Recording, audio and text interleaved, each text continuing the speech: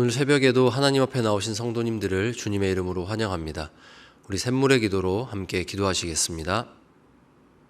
내가 주는 물을 마시는 자는 영원히 목마르지 아니하리니 내가 주는 물은 그 속에서 영생하도록 솟아나는 샘물이 되리라. 요한복음 4장 14절 말씀. 아멘. 마음 모아 샘물의 기도를 하나님께 드립니다. 먼저 우리 믿음을 고백합니다. 큰 음성으로 이르되 죽임을 당하신 어린 양은 능력과 부와 지혜와 힘과 존귀와 영광과 찬송을 받으시기에 합당하도다 하더라. 아멘. 우리의 구원이 되시는 하나님, 주님만이 우리의 생명이며 힘과 능력이시고 우리의 찬양과 경배를 받으실 분임을 고백합니다. 예배와 교회를 위해 기도합니다. 땅의 모든 끝이 여호와를 기억하고 돌아오며 모든 나라의 모든 족속이 주의 앞에 예배하리니. 아멘. 우리의 예배를 받으시는 하나님, 샘물의 예배가 오직 하나님께 영광 돌리는 온전한 예배가 되게 하시고 샘물의 가족과 이웃이 함께 주를 예배하게 하소서. 임직받는 직분자들이 성령 충만하며 충성스러운 일꾼이 되게 하옵소서.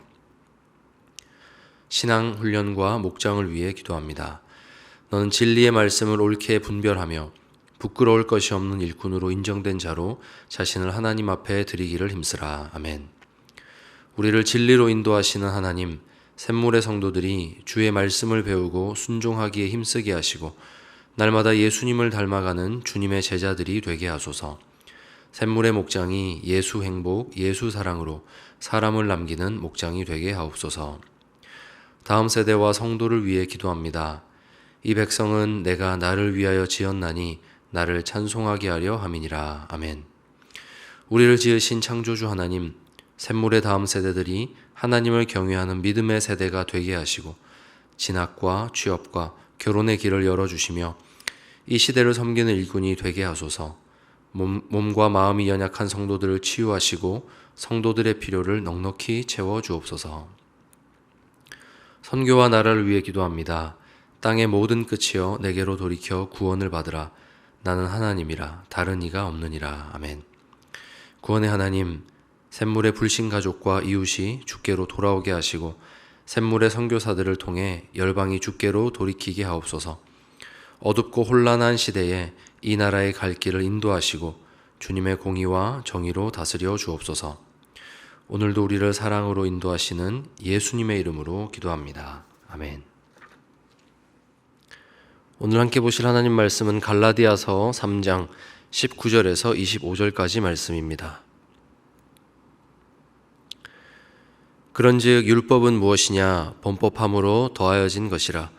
천사들을 통하여 한 중보자의 손으로 베푸신 것인데 약속하신 자손이 오시기까지 있을 것이라. 그 중보자는 한 편만 위한 자가 아니나 하나님은 한 분이시니라. 그러면 율법이 하나님의 약속들과 반대되는 것이냐? 결코 그럴 수 없느니라. 만일 능히 살게 하는 율법을 주셨더라면 의가 반드시 율법으로 말미암았으리라. 그러나 성경이 모든 것을 죄 아래에 가두었으니 이는 예수 그리스도를 믿음으로 말미암는 약속을 믿는 자들에게 주려 함이라. 믿음이 오기 전에 우리는 율법 아래에 매인 바 되고 계시될 믿음의 때까지 갇혔느니라. 이같이 율법이 우리를 그리스도께로 인도하는 초등교사가 되어 우리로 하여금 믿음으로 말미암아 의롭다함을 얻게 하려 함이라. 믿음이 온 후로는 우리가 초등교사 아래에 있지 아니하도다. 아멘. 오늘은 그 집의 사람으로 살도록 이란 제목으로 하나님 말씀의 은혜를 나누고자 합니다. 율법과 언약의 관계는 단지 구약과 신약이 기록된 그 시대뿐만이 아니라 오늘날까지 우리 삶에 혼선을 일으키는 주제입니다. 믿음이면 충분한데 율법은 우리 삶에서 어떤 위치를 차지하는가? 주님이 십자가의 죽으심으로 율법이 폐하여졌다고 하는데 우리는 왜 여전히 율법을 삶에 적용하며 살아가는가 하는 이런 문제들은 우리를 본문 속으로 데려갑니다. 이 본문의 문제가 오늘 우리 현실의 문제라는 것이죠. 그러므로 오늘은 율법이 가진 이 기능에 대해서 한 가정에서 자녀를 양육하는 일에 비유해서 말씀을 전하고자 합니다. 하나님 아버지의 집에서 길리우는 우리 자녀들에게 율법이 가지는 기능은 무엇인가? 첫째, 자녀답게 하는 것입니다. 명문가라고 하면 사회적 신분이나 지위가 높고 학식과 덕망을 갖춘 훌륭한 집안이라는 의미입니다. 단지 돈이 많다고 우리는 명문가라고 부르지 않습니다. 명문가의 진정한 힘은 이 탁월했던 선대와 비슷한 사람들을 계속해서 키워내는데 그 힘이 있습니다. 돈은 세금만 내면 물려줄 수 있지만 선대가 가졌던 그 어떤 학식이나 덕망은 그냥 물려지지 않기 때문에 명문가에서는 그 가문의 사람을 만들어내는 엄격한 규율이 존재하는데, 하나님의 집에서는 율법이 바로 그와 같은 것입니다. 우리를 그 집의 자녀답게 만드는 것, 딱 그것이 율법입니다. 우리가 하나님의 자녀라는 정체성을 갖고 성장하도록 우리를 훈련시키는 것, 바로 이것이 율법입니다. 오늘 사도가 본문에서 강조하는 것은 이것입니다. 훈육 방법이, 엄격한 규율이 사람 자체를 창조하지는 못한다는 것, 이 선을 분명히 기억하라는 것이죠. 율법은 우리를 하나님의 자녀답게 살도록 가이드라인을 제시하는 것이지 자녀 되게 하는 데는 아무런 능력이 없습니다. 이 율법을 다 지키고 산다 할지라도 그것은 능력이 없습니다. 율법을 잘 지키는 사람은 누가 보아도 하나님의 집의 사람들처럼 구별되어 보이지만 약속하신 예수 그리스도, 그분을 통해서 주시는 생명은 우리에게 줄 수 없다는 것입니다. 바로 이것이 율법의 한계입니다. 그래서 사도는 이렇게 우리를 훈육하게 하시려고 주신 이 율법이 하나님의 약속과 반대되는 것이 아니다, 이렇게 증거하는 것이죠. 애초에 율법은 훈육용이지 생명을 주기 위한 것이 아니다라는 것입니다. 19절 말씀입니다. 그런즉 율법은 무엇이냐? 범법함으로 더해진 것이라. 하나님의 약속은 어떤 중재자도 내세우지 않고 오직 하나님의 선하심에 의해서 우리에게 주어졌습니다. 이게 생명입니다. 여기에 생명이 있습니다. 그리고 율법은 중재자를 통해 주어졌습니다. 이것은 생명이 아니라 자녀답게 하는 것입니다. 그렇기 때문에 이것은 다르지만 결코 반대되는 것이 아닙니다. 하나님의 약속도 중요하고 우리에게 율법도 중요한 것입니다. 그러므로 이 율법을 우리가 용도에 맞게 사용한다면 결코 율법은 우리의 삶을 파괴하거나 갉아먹지 않습니다. 우리로 하여금 하나님의 은혜에서 멀어지게 하지 않습니다. 자신의 의를 드높이는데 우리를 이끌어가지 않습니다. 그러므로 우리가 율법을 슬기롭게 해석해서 지키고 살 때, 그 한계가 무엇인지를 알고 적용할 때 우리는 율법을 통해서 죄가 무엇인지를 깨닫고 우리의 생명 되시는 예수 그리스도께로 나아갈 수가 있습니다. 여러분, 내가 어떻게 하나님의 자녀답게 살 수 있을까? 이 고민하실 때 이 율법을 들여다 보십시오. 그때 우리는 율법을 통해서 하나님의 집에 사는 그런 자녀다운 기쁨을 얻을 수 있을 것입니다. 둘째는 이 율법은 우리를 그리스도께로 인도한다는 것입니다. 율법은 단지 그 집 사람들의 사는 방식을 훈련하는 데 그치지 않습니다. 율법을 잘 배우고 그 방식대로 살다 보면 우리는 벽 앞에 서게 됩니다. 그 벽 앞으로 인도된 것입니다. 하나님께서 의롭다 인정하시는 율법이 말하는 삶을 살기 위해서 부단히 노력하는 사람일수록 반드시 이 율법이 안내하는 크고 단단한 벽 앞에 서게 됩니다. 율법 자체가 우리를 생명으로 인도하는 것이 아니라 벽 앞으로 인도하는 것이기 때문입니다. 그렇게 설계된 것이 율법입니다. 율법은 의를 제시할 수는 있지만 그 의를 얻게 할 수는 없는 것입니다. 그래서 우리는 이 율법을 따라 열심히 살다 보면 반드시 벽 앞에서 좌절하게 됩니다. 율법이라는 초등교사는 우리로 하여금 그 집의 사람으로서 갖추어야 될 삶을 엄격하게 가르치면서 사실은 이 삶을 우리가 열심히 살아보니까 내가 결코 내 힘으로는 하나님 자녀다운 삶을 살 수 없구나, 내 힘으로는 결코 이 집에 들어올 수 없었구나 라는 사실을 깨닫게 하는 것이 율법의 진정한 목적입니다. 그래서 율법으로 하여금 벽을 만날 때 사람의 반응은 두 가지로 나타납니다. 첫째는 자신을 속이는 겁니다. 자신을 속이고 율법을 다 지키고 사는 것처럼 나는 애초에 이 집이 어울리는 사람이야 라는 자기 의로 가득한 모습, 이것이 율법을 잘못 배울 때 나타나는 현상입니다.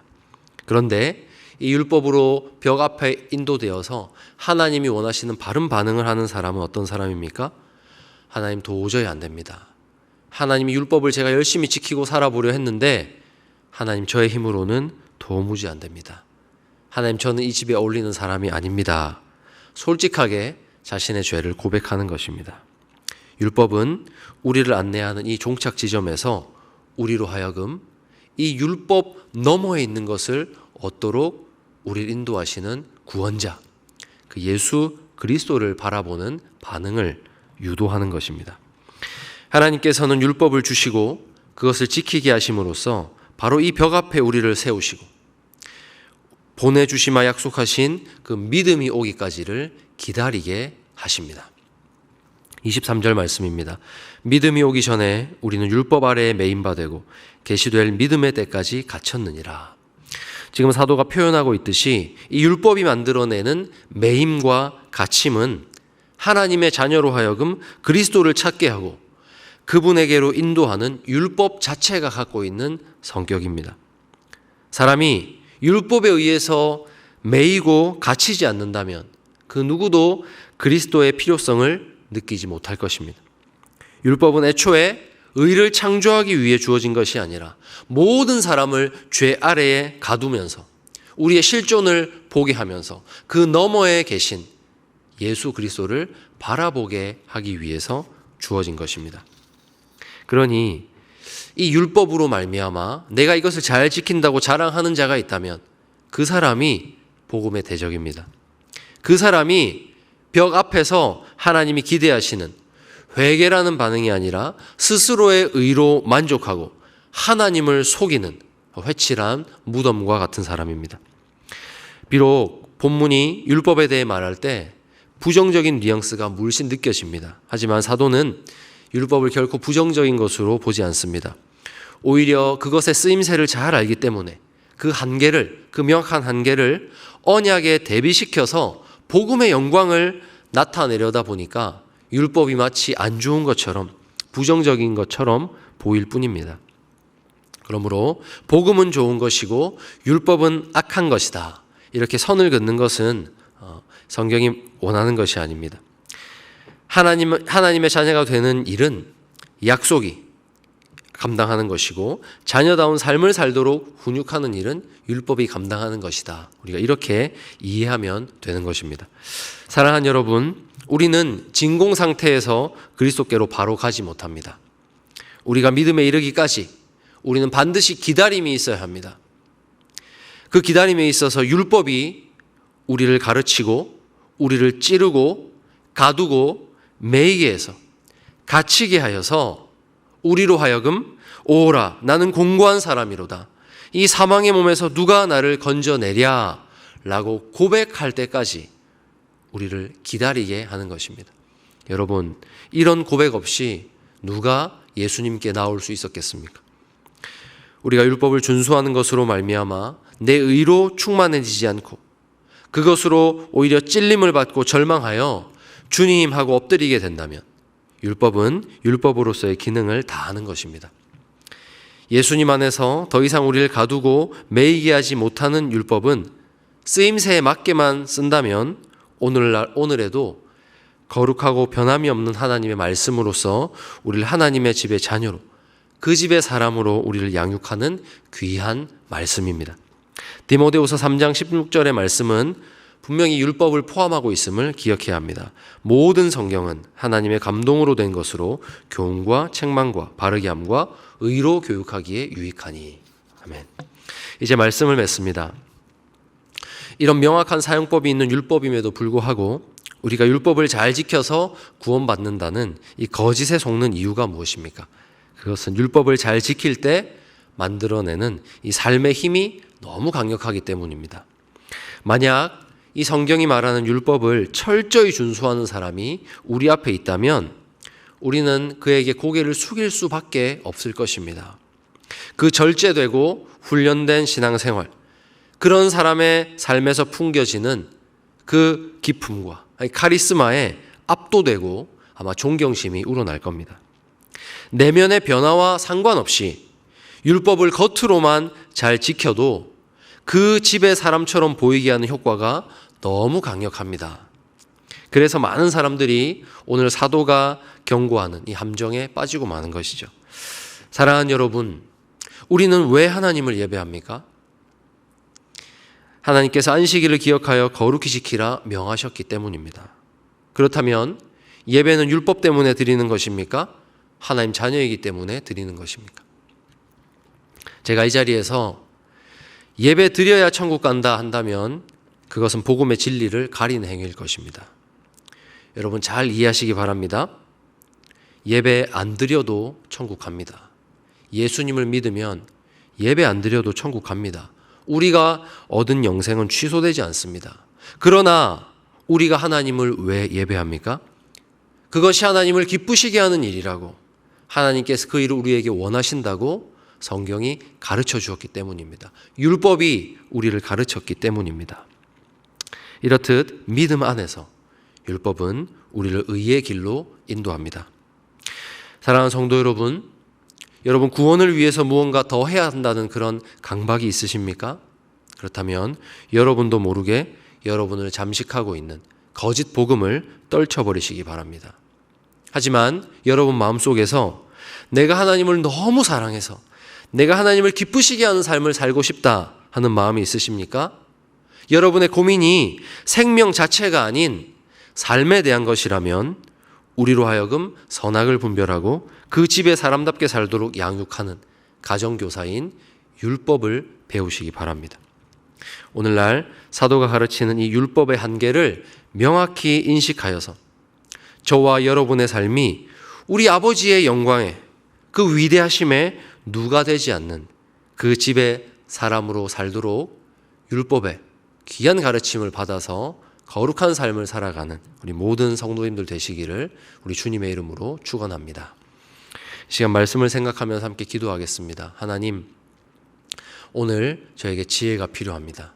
하나님의 자녀다운 삶을 살기 위해서, 의의 싸움을 싸우기 위해서 의가 무엇인지, 불의가 무엇인지 하나님 저에게 지혜가 필요합니다.